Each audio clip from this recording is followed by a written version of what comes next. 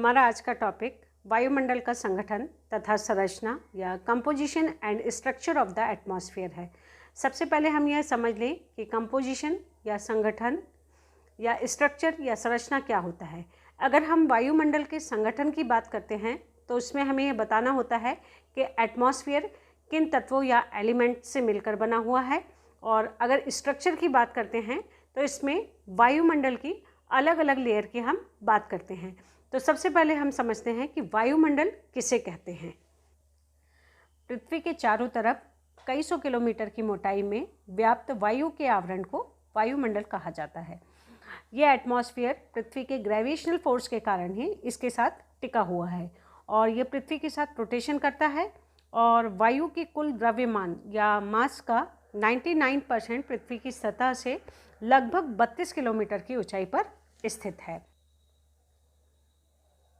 वायुमंडल की ऊपरी परत के अध्ययन को हम एरोलॉजी और निचली परत के अध्ययन को हम मीटरोलॉजी कहते हैं। और वायुमंडल जो है वो 10,000 किलोमीटर तक फैला हुआ है। अब हम वायुमंडल के संगठन या कंपोजिशन को समझते हैं। वायुमंडल कई गैसेस का मिक्सचर है और इन गैसों के साथ वाटर वेपर, जलवाष्प मतलब डस्ट पार्टिकल या धूल के कण से मिलकर बना है। इस डायग्राम को ध्यान से देखिए। इसमें वायुमंडल में पाई जाने वाली गैसेस का परसेंटेज बताया गया है। एटमॉस्फेयर में 78.03% नाइट्रोजन और 20.95% ऑक्सीजन पाई जाती है, जो कि सारे वायुमंडल का लगभग 99% क्षेत्र कवर करती है। और जो रेस्ट 1% है उसमें अन्य गैसेस जैसे organ, carbon dioxide, methane, helium, krypton आदि गैसेस पाई जाती है। एटमॉस्फेयर के गैसीय स्ट्रक्चर में दो प्रकार की गैसेस पाई जाती हैं। एक तो होती हैं स्थायी या स्टेबल गैसेस और दूसरी होती है अस्थिर या अनस्टेबल गैसेस। वायुमंडल में इन गैसेस का प्रतिशत हमेशा स्थिर रहता है और स्टेबिलिटी जो है इनकी वो 80 किलोमीटर तक की ऊंचाई तक निचले वायुमंडल तक ही रहती है। जो स्थिर गैसें या स्थायी गैसें हैं उसमें नाइट्रोजन, ऑर्गन और ऑक्सीजन को हम शामिल करते हैं। और जो अस्थिर गैसेस हैं ये वे गैसेस होती हैं जिनका निर्माण और विनाश लगातार होता रहता है और इनमें water vapour, carbon dioxide, ozone, hydrogen, helium, neon, xenon, krypton, methane आदि होती हैं। इस प्रकार वायुमंडल में जल वाष्प की औसत मात्रा लगभग 2% के करीब पाई जाती है। जल वाष्प पृथ्वी की जलवायु को सर्वाधिक रूप से प्रभावित करता है क्योंकि यह सूर्य से आने वाले सूर्यताप के कुछ भाग को अवशोषित कर लेता है तथा पृथ्वी के द्वारा विकिरित ऊष्मा को बनाए रखता है, जिससे पृथ्वी ना तो अधिक गर्म होती है और ना ही ठंडी। इसी कारण ही ओस, धुंध, कोहरा, बादल आदि बनते हैं और बारिश होती है। और वायुमंडल में जो हम इंद्रधनुष का बना देखते हैं वो भी वाटर वेपर के कारण ही होता है। डस्ट पार्टिकल वायुमंडल की निचली परतों में पाए जाते हैं और डस्ट पार्टिकल के कारण ही हमें जो आकाश का नीला रंग है वो दिखाई देता है। अब वायुमंडल की संरचना को हम समझ लेते हैं। पृथ्वी की सतह से लेकर अपनी उच्चतम सीमा तक वायुमंडल अनेक सकेंद्रीय परतों के रूप में फैला हुआ है और ये सभी लेयर जो हैं, ये 5 लेयर जो इसमें हमने बताई हैं, ये सभी लेयर डेंसिटी, टेम्परेचर और गैसीय कंपोजिशन की दृष्टि से एक दूसरे से डिफरेंट है। वायुमंडल की 5 प्रमुख लेयर हैं, जिसमें पहली ट्रोपोस्फेयर मतलब क्षोभमंडल, ये वाली। दूसरी लेयर होती है समताप मंडल, इसको कहते हैं स्ट्रेटोस्फेयर। तीसरी होती है मध्यमंडल मीसोस्फेयर। चौथी होती है थर्मोस्फेयर मतलब तापमंडल और पांचवी होती है बाह्य मंडल मतलब एक्सोस्फेयर। अब हम इन लेयर्स को डिटेल में समझ लेते हैं। सबसे पहले हम ट्रोपोस्फेयर को समझते हैं। वायुमंडल की सबसे निचली परत है। ध्रुवों पर इस लेयर की ऊंचाई 8 किलोमीटर तथा भूमध्य रेखा पर 18 किलोमीटर इसकी हाइट होती है और इसकी एवरेज हाइट 13 किलोमीटर है। इक्वेटर पर अधिक ऊंचाई का कारण वहाँ पर चलने वाले जो कन्वेक्शन करंट होती हैं वो हैं। जो ऊष्मा को धरातल से अधिक ऊंचाई पर ले जाती हैं। इस मंडल की ऊंचाई जो है ग्रीष्म ऋतु में अधिक होती है और शीत ऋतु में ये कम होती है। इस जोन को हम कन्वेक्शन जोन भी कहते हैं। इस लेयर में ऊंचाई के साथ साथ तापमान घटता है। 165 मीटर की ऊंचाई पर 1 डिग्री सेंटीग्रेड तापमान या 1 किलोमीटर पर 6.4 डिग्री सेल्सियस तापमान गिर जाता है, जिसे टेम्परेचर की नॉर्मल लैप्स रेट कहते हैं। पृथ्वी के लिए यह लेयर सबसे ज़्यादा महत्वपूर्ण है, क्योंकि मौसम संबंधी जो भी घटनाएं होती हैं, जैसे बादल, बिजली का कड़कना, वर्षा, भूकंप, तूफान आदि जो मानव जीवन पर प्रभाव डालती है, वो सब इसी लेयर में होती हैं।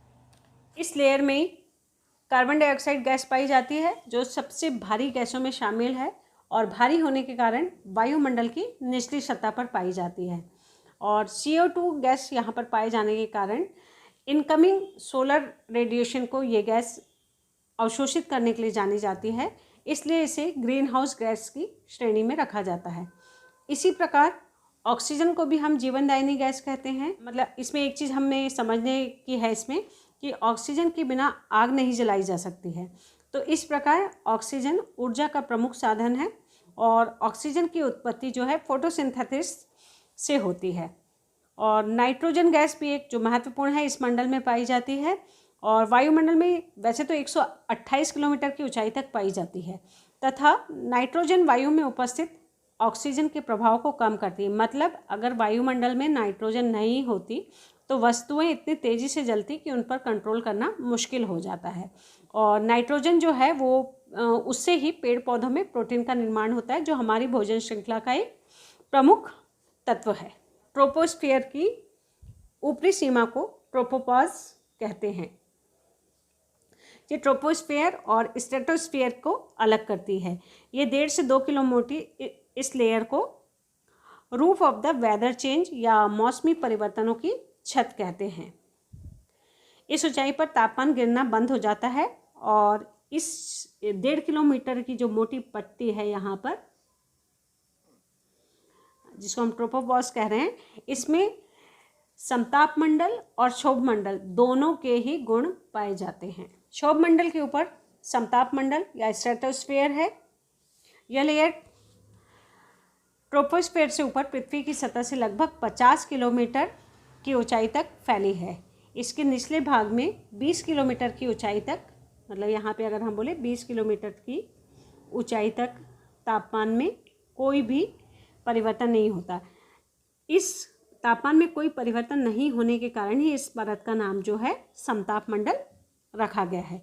इसके ऊपर 50 किलोमीटर की ऊंचाई तक तापमान में वृद्धि होती है। इस ऊंचाई पर तापमान बढ़ने का कारण यहाँ पर पाई जाने वाली ओजोन गैस है, जो सूर्य से आने वाली अल्ट्रावायलेट किरणों को अवशोषण करती है। ये गैस एक प्रकार से फिल्टर का काम करती है और ओजोन वायुमंडल में बहुत ही कम मात्रा में 0.00001% है, पर फिर भी महत्वपूर्ण गैस है, क्योंकि ये अल्ट्रावायलेट किरणों को पृथ्वी की सतह तक पहुंचने से रोकती है। इस प्रकार ये पृथ्वी के लिए सुरक्षा चक्र का निर्माण करती है।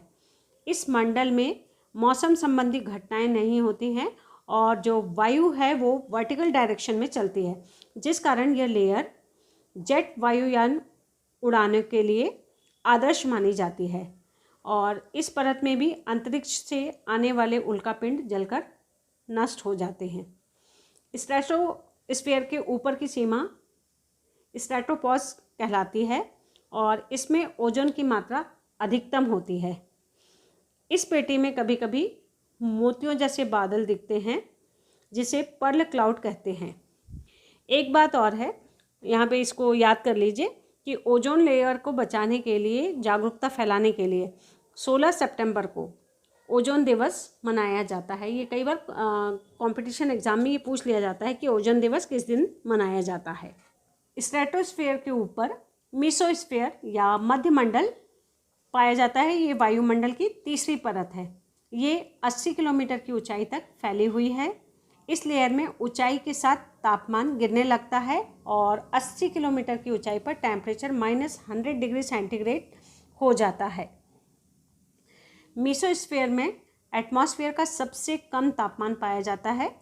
कम तापमान पाए जाने का कारण यह है कि इस मंडल में इनकमिंग सोलर रेडिएशन के लिए water vapour, dust particle, clouds और ओजोन नहीं है।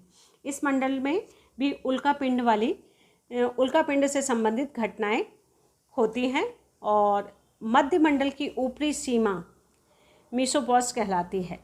चौथे नंबर पे तापमंडल या थर्मोस्फीयर आता है।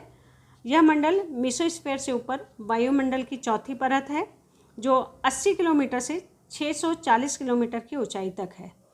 इस लेयर के शुरू होते ही ऊंचाई के अनुसार टेम्परेचर बहुत तेज़ी से बढ़ता है और करीब करीब 1480 डिग्री सेंटीग्रेड तक पहुंच जाता है। इस लेयर में तापमान में इतनी वृद्धि का कारण इस परत में उपस्थित कण सूर्य से प्राप्त होने वाली एक्सरे और अल्ट्रावायलेट किरणों का अवशोषण कर लेते हैं। पर इतने ऊंचे तापमान का इस परत में कोई विशेष महत्व नहीं होता है क्योंकि यहाँ एयर डेंसिटी बहुत कम है और डेंसिटी कम होने के कारण वायु ना तो ऊष्मा को धारण कर सकती है ना ही उसका चालन कर सकती है, तो इसके द्वारा ऊष्मा का चालन भी नहीं हो पाता है। तो इस मंडल के निचले भाग को हम आयन मंडल कहते हैं। ये मैंने लिख के यहाँ पे बताया है, आयन मंडल या आयनोस्फीयर कहते हैं। और ये जो है ये 400 किलोमीटर की ऊंचाई तक होता है। यहाँ पर उपस्थित गैस के जो कण हैं वो इलेक्ट्रिकली चार्ज होते हैं। इन्हीं कणों को अयन कहा जाता है और इसी अयन मंडल में जो ध्रुवीय ज्योति होती है जिसे हम अरोरा लाइट्स कहते हैं दिखाई देती है। ये भी आपके कंपटीशन एग्ज़ाम में पूछा जाता है कि उत्तरी ध्रुव में और दक्षिणी ध्रुव में दिखने वाली जो लाइट्स हैं उन्हें क्या कहा जाता है। तो उत्तरी ध्रुव में जो लाइट्स दिखती हैं इस प्रकार की अरोरा लाइट्स उसको अरोरा बोरियालिस तथा दक्षिणी ध्रुव पर अरोरा ऑस्ट्रेलिस कहते हैं। अयन मंडल में पृथ्वी की ओर से भेजी गई रेडियो तरंगों को रिफ्लेक्ट करके पृथ्वी की ओर वापस भेज देता है और इसी कारण से संचार उपग्रह इसी लेयर में स्थापित किए जाते हैं। अयन मंडल में ही पृथ्वी की ओर से भेजी गई रेडियो तरंगों को रिफ्लेक्ट करके पृथ्वी की ओर वापस भेज देता है। संचार उपग्रह इसी लेयर में स्थापित किए जाते हैं। इसके बाद आता है हमारा बाह्य मंडल जिसको हम एक्सोस्फीयर कहते हैं और यह वायुमंडल की पांचवी और सबसे ऊपरी परत है जो लगभग 640 किलोमीटर से ऊपर फैली हुई है। यहाँ वायु जो है वो बहुत ही कम है, इसलिए इस पर गैस के जो सामान्य नियम होते हैं वो लागू नहीं होते हैं और यहाँ पर गुरुत्वाकर्षण भी बहुत कम पाया जाता है जिसके कारण हाइड्रोजन व हीलियम के जो छोटे छोटे कण होते हैं जिसको हम सूक्ष्म कण कह सकते हैं वो आसानी से शून्य में मतलब यूनिवर्स में डिफ्यूज़ हो जाते हैं।